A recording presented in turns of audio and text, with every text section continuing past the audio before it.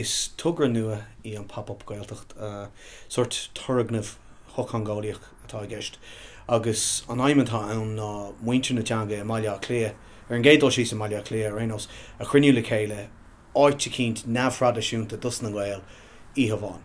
Go durlingaí an muintear na Gaeilge sa chathair bhar béarla mar ar fá íhamháin le go méidís feicáileach le go méid an tanga le clós agus le go méid muintear na teanga an búla le daoine eile le báchas a Gaeilge.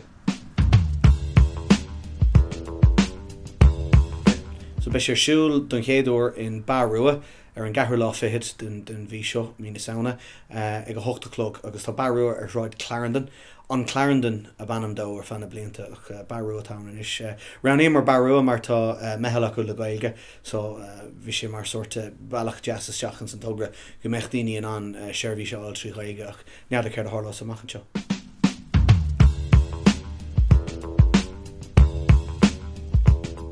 An phleanatagaing ná go darlach sé seo uair sa bhí.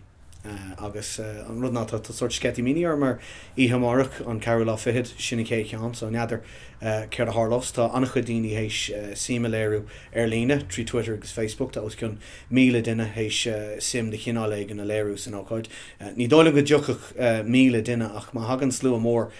tá rá baint leis agus tiglinn go le agus an tarna cheanna dhéanamh mar sin ach an cuin ceap atá an go mógach sé timppla na cathrach agus leúna dé be daine an breanúir seo agus